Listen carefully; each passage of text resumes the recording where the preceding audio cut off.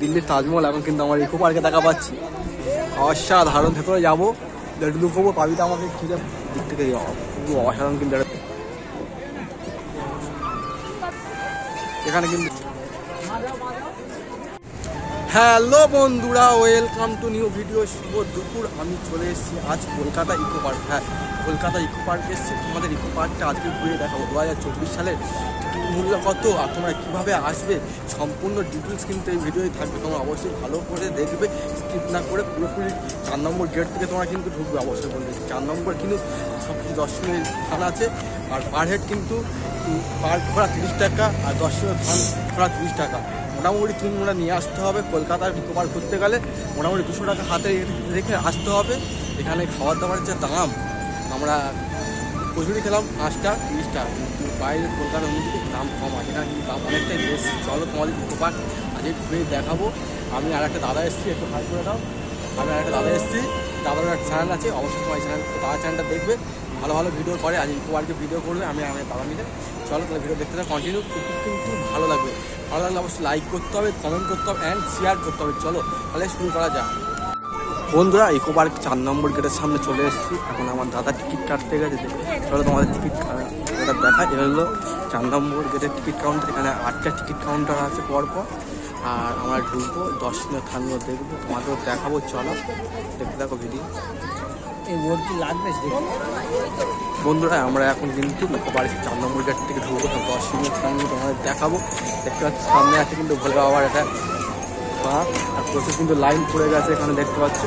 ভেতরে গিয়ে কিন্তু আবার একটা টিকিট কাটতে হবে, দর্শনীয় স্থানগুলো দেখতে হবে।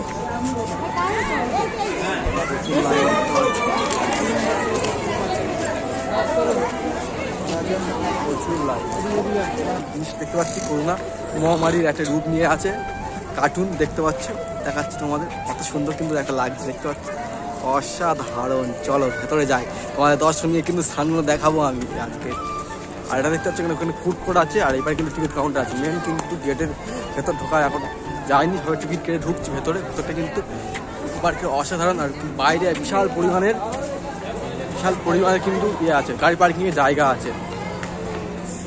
এখানে দেখতে পাচ্ছি প্রচুর কিন্তু দোকান ইকো পার্কের। এই হলো টিকিট কাউন্টার দেখতে পাচ্ছি বন্ধুরা। আমরা কিন্তু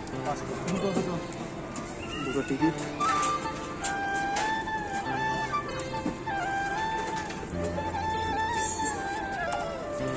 এই হলো বন্ধুরা টিকিট।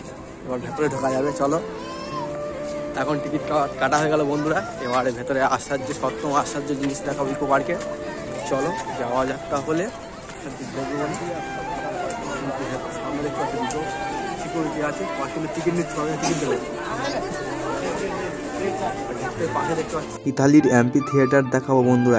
ইতালির এমপি থিয়েটারের সামনেই আছে একটি এমপি থিয়েটার। ব্রিটিশ ইংরেজি বা এমপি থিয়েটার আমেরিকা ইংরেজি উভয় খেলাধুলার জন্য ব্যবস্থা একটি উন্নয়ন স্থান। শব্দটি গ্রিক শব্দ থেকে এসেছে। এর অর্থ উভয় দিকে বা চারপাশে, যার অর্থ দেয়াল। প্রাচীন গ্রিক থিয়েটারগুলি সাধারণত পাহাড়ের উপরের এবং নকশা অর্ধবৃত্তাকারে নির্মিত হয়েছিল।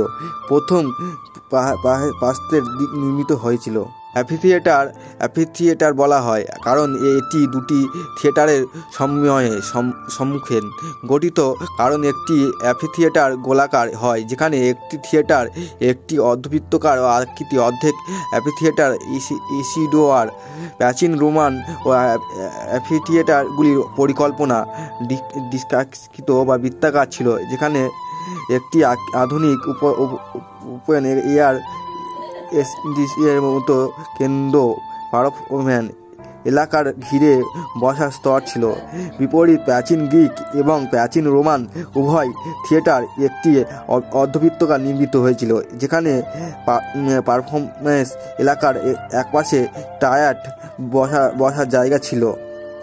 আধুনিক কথাবার্তা চালু আসেন যে কোনো কাঠামোর জন্য অ্যাম্ফিথিয়েটার ব্যবহার করা হয়, যার মধ্যে থিয়েটার স্টাইল, যেখানে দর্শনের বসার একপাশে প্রাকৃতিক ভূমি এবং অপূর্ব আকৃতি দিয়ে শিলা গঠিত কখনো প্রাকৃতিক অ্যাম্ফিথিয়েটার হিসাবে পরিচিত।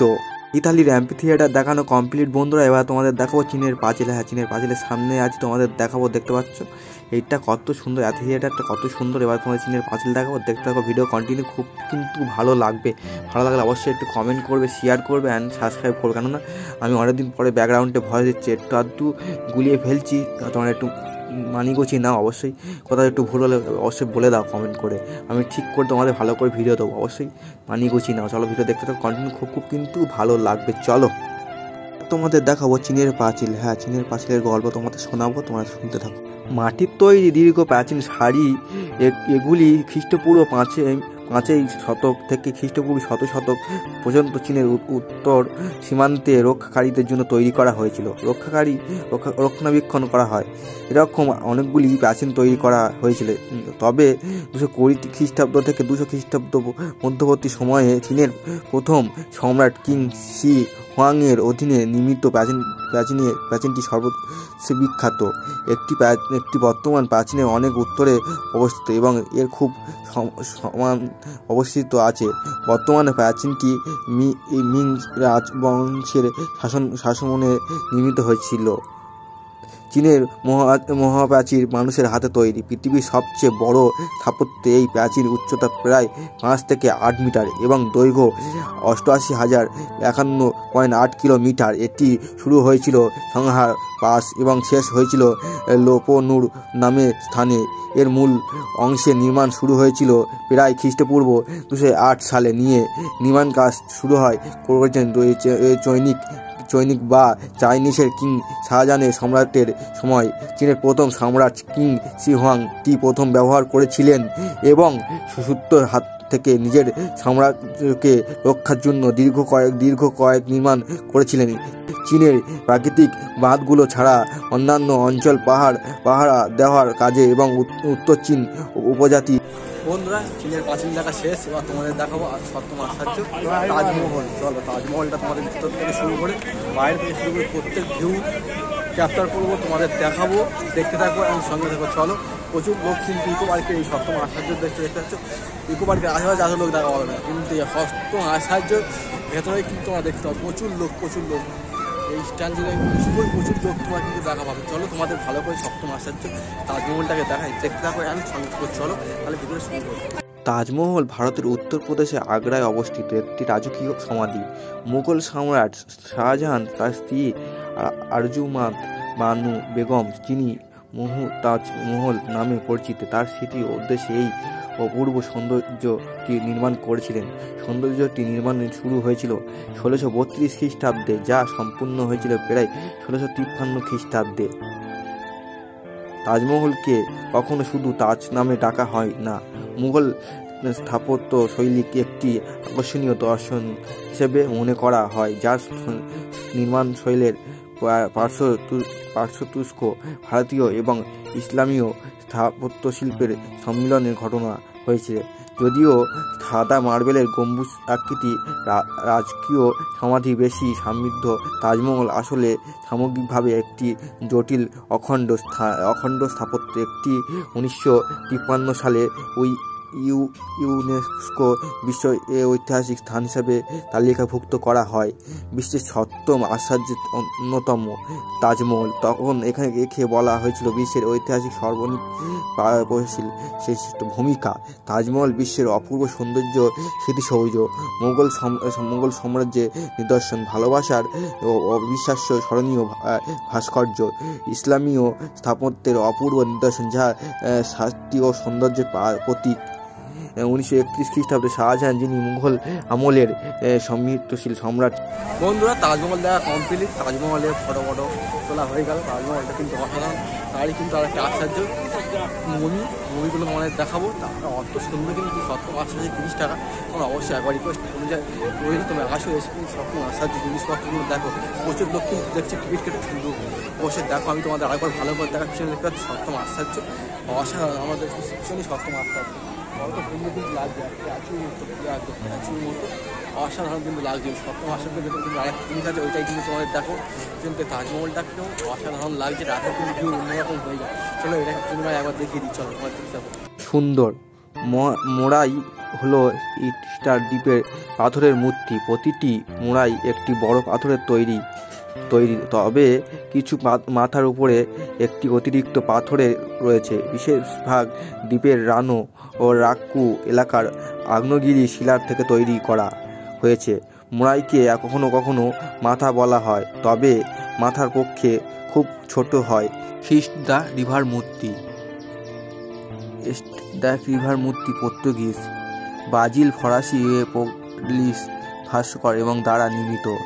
ল্যাডোফিক্স এবং ব্রাজিলিয়ার ইঞ্জিনিয়ার হেক্টর দ্বারা নির্মিত। পেট্টা জর্ডান, প্রাচীন শহর পেট্টা জর্ডান একটি প্রত্যন্ত উপত্যকার অবস্থিত।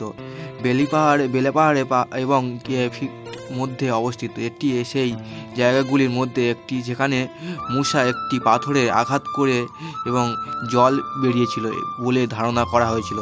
পরিবর্তে একটি আবার জাতি এটিকে তাহাদের রাজধানী করে তোলে এবং এই সময়ে এটি একটি গুরুত্বপূর্ণ বাণিজ্য কেন্দ্র পরিণত হয়, বিশেষ করে মশলা খোদাইকারীদের জন্য। নাবাদিকার ব্যবস্থা টেবলো এবং সামাধিকগুলি বেলে পাহাড়ি তৈরি করেছে। সূর্যের পরিবর্তনের সাথে সাথে রং পরিবর্তন করে। তারা একটি জলের ব্যবস্থা তৈরি করেছিল যা সবুজ বাগান এবং চায়ের অনুমতি দেয়। আর তার উচ্চতা পেট্রোলিয়াম জনসংখ্যা 30,000 ছিল বলে তা জানা গেছিল। শহরের হ্রাস পেতে শুরু করে, তবে মানজিরুর স্থাপনগুলির হওয়া 663 হিসেবে একটি বড় ভূমিকম্পে আরও এক অসুবিধা সৃষ্টি করেছিল এবং 551 সালে আরেকটি কম্পের পরে পেট্রোলিয়াম ধীরে ধীরে পরিবর্তিত হয়েছিল, যদিও 1992 সালে। মিশরের পিরামিড হলো মিশরের অবস্থিত প্রাচীন পিরামিড। 2008 সালে পর্যন্ত মিশরের 138টি পিরামিড আবিষ্কৃত হয়েছিল।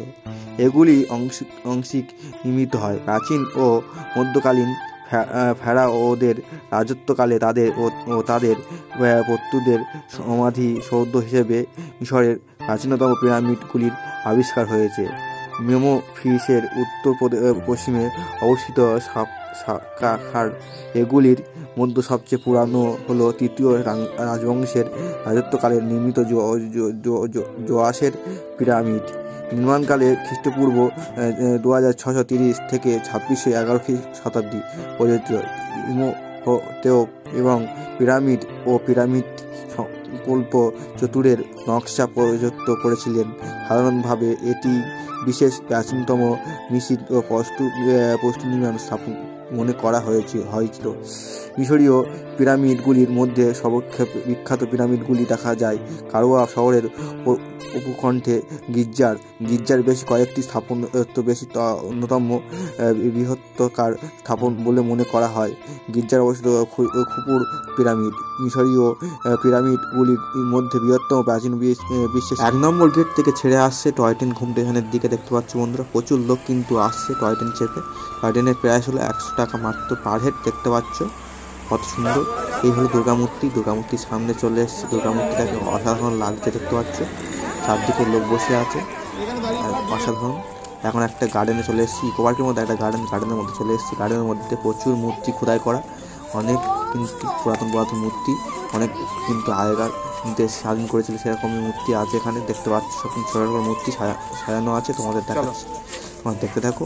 আর সঙ্গে ভিডিও যদি ভালো লাগে অবশ্যই লাইক করবে, কমেন্ট করবে অ্যান্ড শেয়ার করবে। ভিডিও শেষে চলে এসেছি। পুরো ইকো পার্কটা ঘোরানো হয়নি, শুধু ভালো দিকগুলোই ঘোরানো হয়েছে। অবশ্যই ভিডিও ভালো লাগলে লাইক করবে অ্যান্ড কমেন্ট করবে কেমন। আর যদি একটু ভুল টুটি হয়ে থাকে আমাকে ক্ষমা করে দিও, আমাকে শুধরে দিও। আমার যদি কোথাও যদি ভুল থাকে অবশ্যই কমেন্টে জানাবে। আমি আরও ভালো করে ভয়েস দিয়ে ভালো করে তোমাদের শোনাবো গল্পটাকে। আমার গল্পের শেষ চলে এসেছি, এখানে ভিডিও এন্ড করছি। পরবর্তী ব্লগে দেখা হবে। ততক্ষণ সুস্থ থাকো, ভালো থাকো, tata, bye bye, love you.